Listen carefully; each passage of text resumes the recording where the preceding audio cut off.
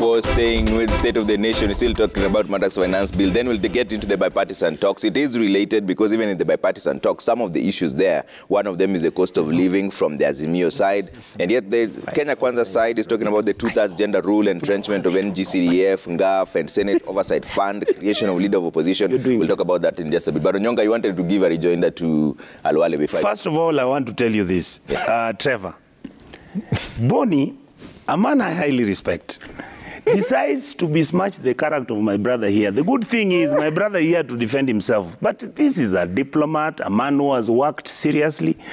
The county government, Honorable Boni Halwale, the county governments have their own contradictions. And I don't want to exonerate our side, ODM governors. Like in my case, you have issues in Kisii where the governors refuse to pay the pending bills, which I'm told he started paying yesterday. But he doesn't understand that when you don't pay pending bills for a period of 3 to 5 years, and you're talking about 1.2 billion shillings, that is money that was meant to circulate in the economy.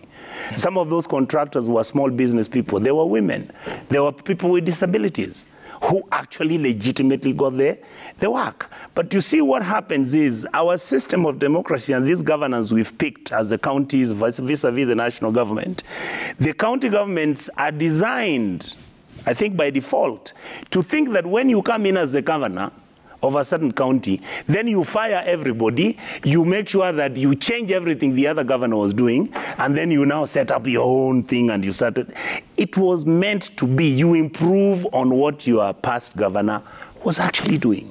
If he was doing things which were well, you pick up on that and maximize on that. If you find that the guy had wastage and there was corruption, you change that and you explain to your people and you explain to them in detail in a very polite way on what you're doing so that people don't get shocked.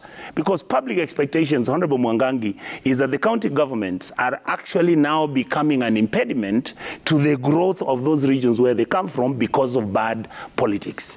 And my argument is, this is the next line that we are going to start looking at as members of the Senate, so that we begin to tell the governors, you are not coming in after you being elected so that you completely disband the Public Service Board, you then kick out all the guys who are collecting revenue, you chase away, like I used the case of Nairobi and many other counties. For me, Honorable Boni, one of the things we must do in the Senate, let us make sure that KRA collects revenue even for the county governments. There is no contradiction in that. After all, KRA collects money from all of us. So why would governors feel uncomfortable allowing KRA to collect revenue for you and then bring it and hand it over to the national government, consolidated fund, and then after that you proceed? The other issue I wanted to mention about my brother Boni, he has talked about, oh, you know, the European countries are taxing their people so highly. Honorable Boni, you just forgot one small thing. European countries, their disposable income and their poverty ratios are very different from ours. In Kenya, somebody survives below $1 per day. $1. European countries, you'll find people are surviving on $100 per day. The difference is between, you know, $1 is what, 1,000 shillings, and you're talking about $100 being 10,000 Kenyan shillings. Yeah. So I wanted to mention that even when we have these challenges, Honorable Halwale, and we are looking at our people, let us look at our people with the level of sympathy and understanding that, Boni, I can swear in the name of God that I have people who've been sending messages to my phone. Somebody sends me and says, please send me only 200 bob. Yeah. And it's true. And I know you have those messages in your phone. But is in one of the biggest issues on Onyonga, corruption? Because you've mentioned Kisii. Yes. In fact, your governor said out of the 1.6 billion, only 235 million were genuine pending bills. Negative. He's just trying to punish those contractors that he believes were friends of former Governor Ngwai. But there were audits that were done. The audit which was done by the Auditor General gave the recommendation and the names. Okay. Whatever that he's doing is actually, if you go to court, it will be thrown out. The Auditor General, EACC, Controller of Budget, did an audit. Is that true? They then gave the list of the people who should be paid. Some of those people have not been paid for 7 years. Now, when this comes to you and you are a new governor, especially if this money is allocated, you know, the contradiction of this is very simple, Trevor. And I didn't want to raise this issue because it looks like I have an interest. But because I'm a senator of that county, I have an interest. If you have government money where the government is telling you, pay those contractors, and the money is already in Kisii. The money is already in the kitty in Kisii. It's in the county account. Why do you find that difficult to pay these people? But the counties are saying they've not been given money. No, this is money which have been there for pending bills. The money has been there. If these pending bills are not paid between now and June the 1st, the money will be reversed back to the national government kitty. Okay. These are the issues we are talking about. All that the governor needs to do, pick those people that were working with the former governor, bring his team, let them do an audit, and because he has brought a new government in. Once you take this new government of people and they do an audit, and you use what the government, the National Audit Office, as I said, the control of budget, and all the other statutory bodies, once the recommendation was said that you pay these people, why would a governor find that difficult to do? Okay. Yeah, that is basically because we have issues, and some of the governors, and I'm sorry, Honorable Mwangangi, you know I respect you and I have absolutely no issue about you. I think some governors are not able to interpret issues on the ground the way they should interpret them for whatever reasons. The last point I wanted to tell my brother Boni Halwale is this: NSSF is not functioning. NHIF is not functioning. You've brought in 3%. Which is supposed to be buying houses. You have got the youth fund, you have got the women fund, you have got all these funds, then including that you have the Hustler Fund. I thought before the elections, the president was saying he will consolidate this money and make sure that we only have, if it is one fund for youths, one fund for youths. And then the rest is a fund which will accommodate women, people with disability, will accommodate all the people who want to start small businesses, because the more of these funds that you are actually introducing, the more you are going to spend on the management and administration of these funds, the more the stealing of these funds is going to continue. And finally, Trevor, the last point I wanted to make is this. President Kibaki, after he took over from President Moi, I don't know whether Kenyans remember, his collectible tax revenue, Kibaki came in and found Moi used to collect 290 billion a year. On Kibaki's second year, he had reached 690 billion. By the time Kibaki finished his administration, we were at around 900 billion. The point I'm making is very simple.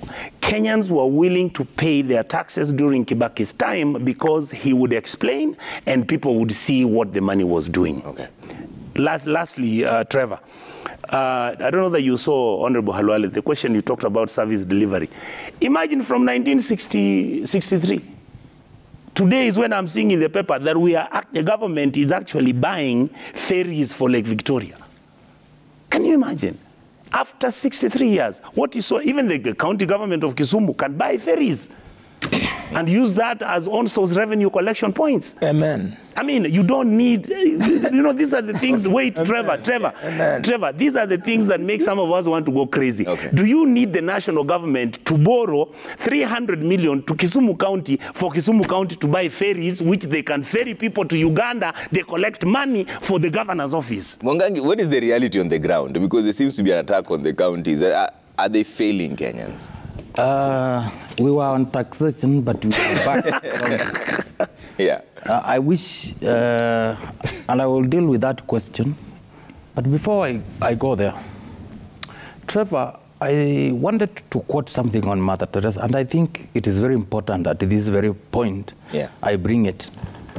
You know, this leader, particular leader, said, I will not do what you are doing or you are able to do, and you will not do what I'm doing. But together, we can do great things. I think our good senators here should understand one thing. When you are out here, you can say whatever one wants to say, but the reality on the ground is different. When Mother Teresa says together we can do great things, Council of Governors and the Senate, the protectors of devolution, if they come together, out of it, there will come something very good that is going to strengthen devolution in this country, that is going to add on to governance, and that is going to make the country progress. Now, having said so, I want to add something to what our good senators have said. You know, there is something we are hiding, and we never tell the country that the national government under President, the former government, were giving at least the very bare minimum, 15%. And since devolution, since the new constitution came to be, we have been told we need to raise, we need to base the share of the revenue on the last audited accounts. But the national government is very clever. They themselves, they base on their own projections and what they are able to collect. So why can't we also base this sharing of revenues to counties basing the same revenue? Why do we have to base it on accounts that were audited, I don't know when, and it is only them who can do this? Yeah. So to add on, as you push the counties to have their revenue be collected by KRA, also put that into consideration, such that we are in tandem with whatever the national government is doing. If we are basing the share of revenue on the current, let also that apply to counties.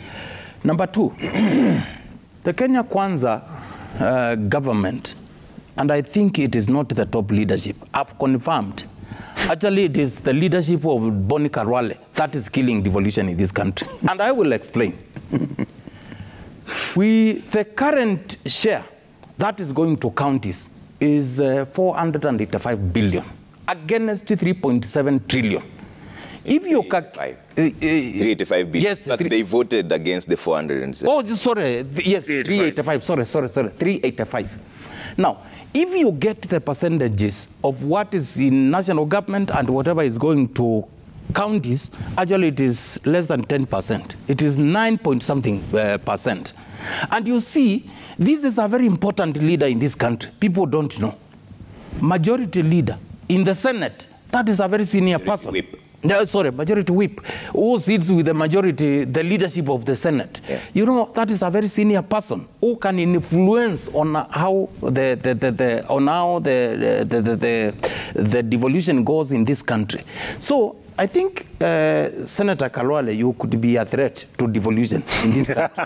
Because I expect you to change this law to ensure we base our revenue on the current, both at the counties level and at national level. And you know too well, out of the, and Onyonga can speak this authoritatively, out of the 1965, what was this policy? That made sure the country develops where they are getting more and leaves out the rest of the country. I think when President Kibaki came in, he saw the threat of the existence of Kenya and addressed that problem. How did he do it? He ensured there was the CDF, and there were funds going every part of this country to develop. Yeah. Now, if we are, instead of increasing funds to devolution, we are reducing them, we are killing devolution, we are killing this country directly, not even indirect. Okay. Because when you go to hospital and you don't find drugs, you don't find your motivated healthcare workers because we have delayed paying them for months. It means your senator, your elected leaders, particularly the ones we sent to national parliament, are not doing their work. Okay. Because they should ensure, as much as the national government is paying our employees, the counties are also paying theirs. Okay. Now, coming to collection of revenue, I have no problem with KRA doing, and thank you, Majority Whip in the Senate, Dr. Khalwale, for commending my governor. She's doing great things, and she's a very effective governor for that matter. It is the only leader I've seen so far come to the office very early in the morning and leave almost past midnight, trying to make sure things work and the right policies are implemented in that county. And it is true, I can confirm.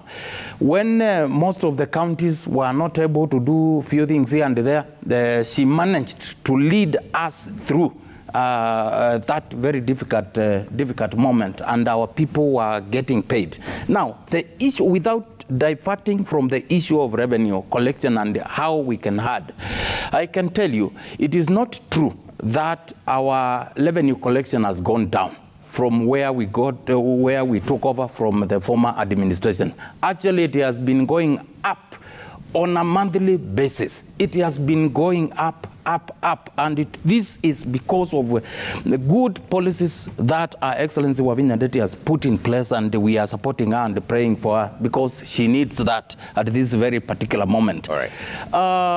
Senator, please, that house was created to protect and promote and advance issues touching on devolution. Okay.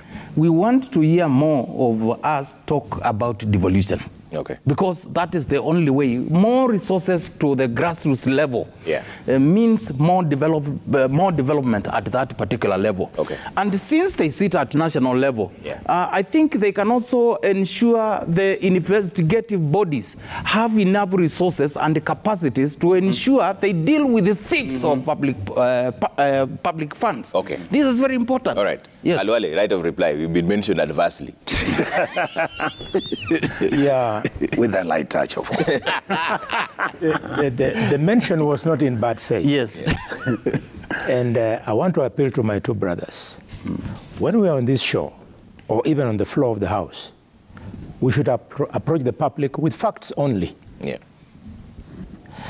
When the deputy governor of Machakos tells this audience that the 385 billion that we allocated to the counties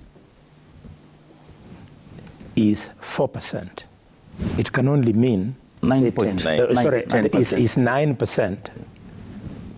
It can only mean that he has not come to this committee with facts. I mean, to this panel with facts. The Constitution provides, and you know, that we are supposed to give not less than 15% of the last audited accounts. The last audited accounts, Mwangangi, were the accounts of 2019 to 2020. And the 385 billion, go and calculate on that calculator of yours, is equivalent to 24% of those accounts.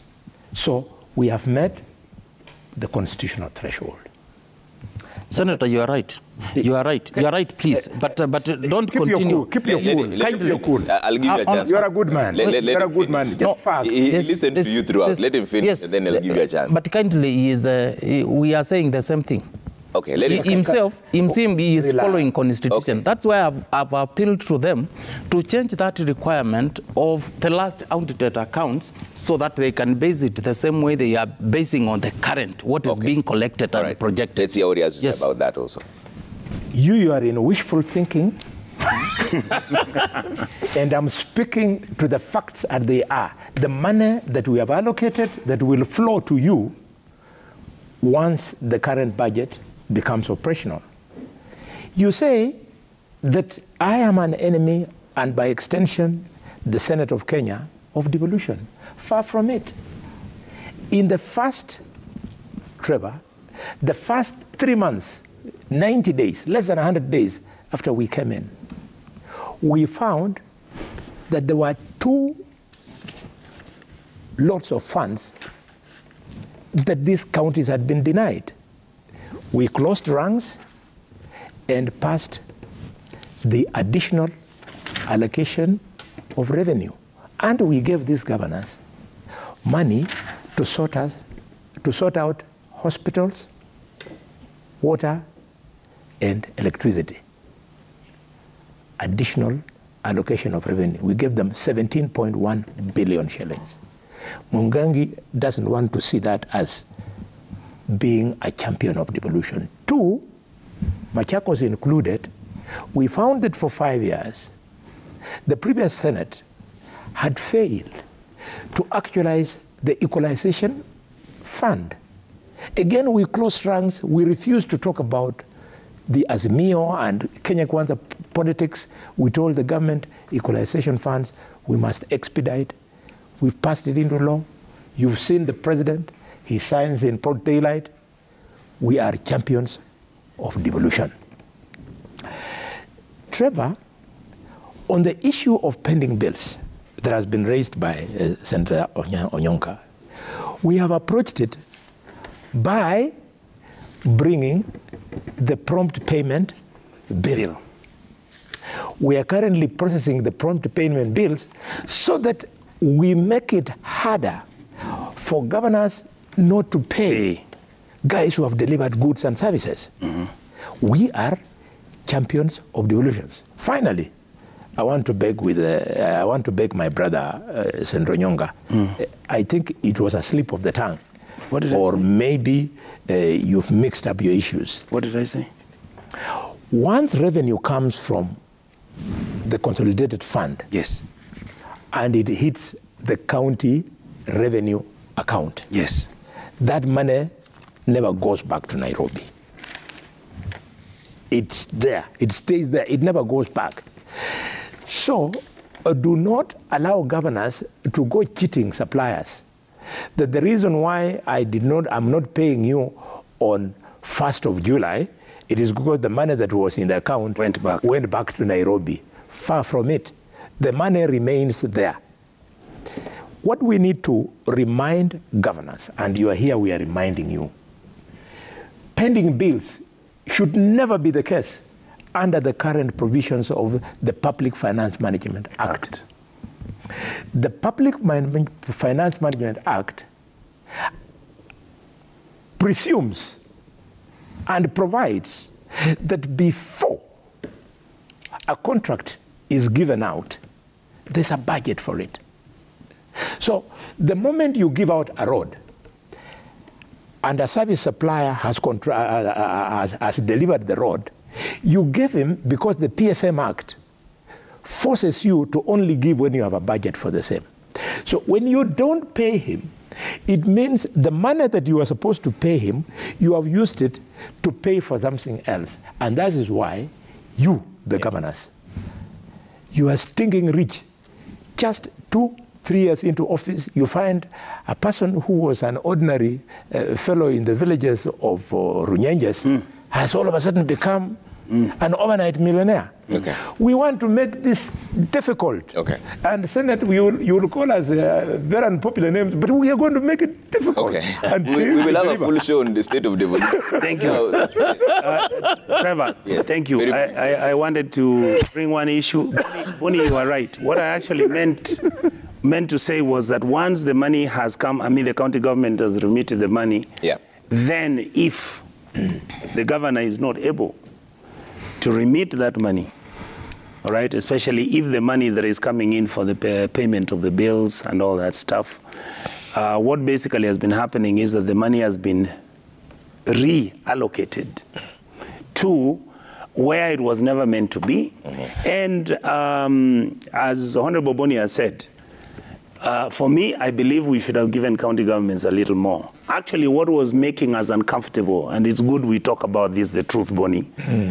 Boni and company on the other side are saying, even the money you guys are getting, where is it going? They believe, our team believes that many of you, and this is purely, Honorable Mwangangi, not Machakos, this is purely true, that in the CPAC account where I sit, if you look at the audited reports which are coming in, you cry tears for this country.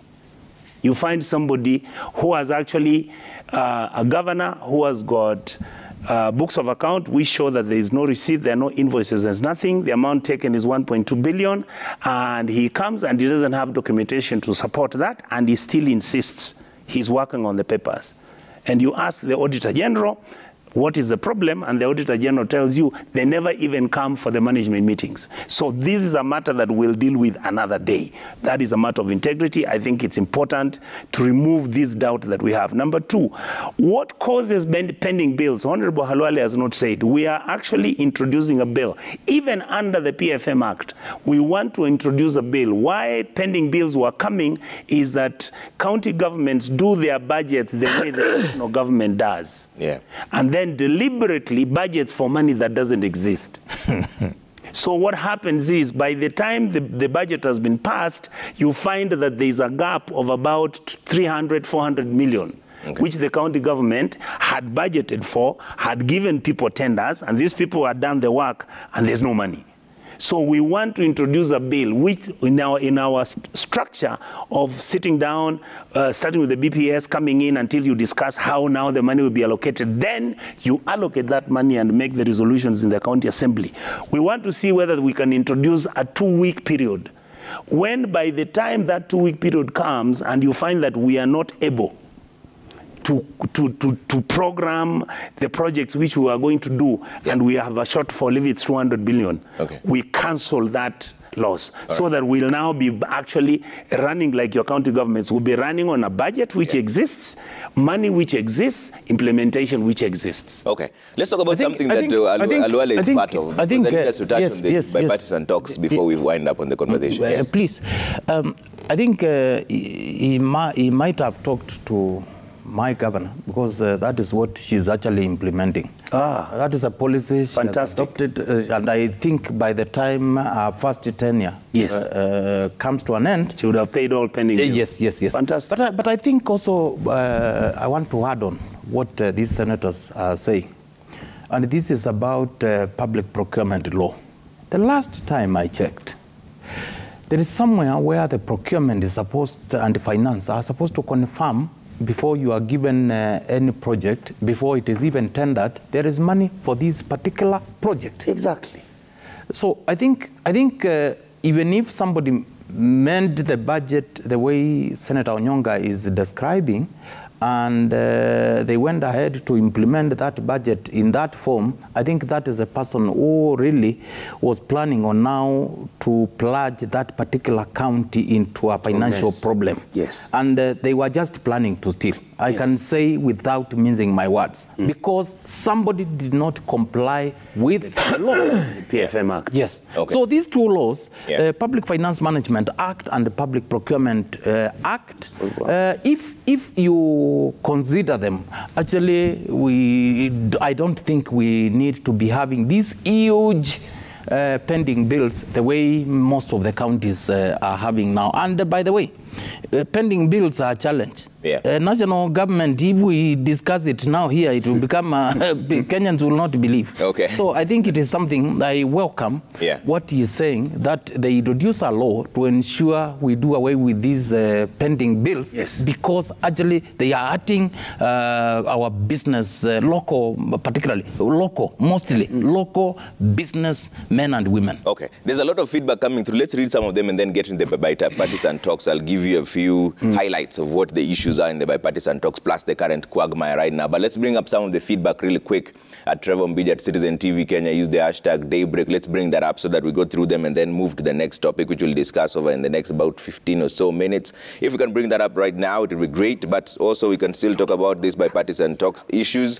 One of them, complex, from the Azimio time, is the cost of living, audit of 2022 presidential election results, restructuring and reconstitution of IEBC and related matters, measures to prevent interference with political parties, outstanding constitutional matters, bipartisan talks commence, and also Kenya Kwanza have their own issues. All right?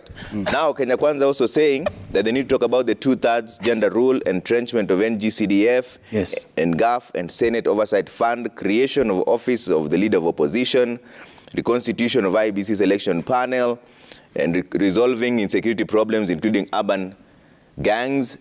Okay, let's go back to this feedback. We were talking about other things now, but let's bring that up. Bob Otieno Wino says financial bill of 2023 is a good idea, but being implemented at the wrong time when Kenyans are struggling with high cost of living.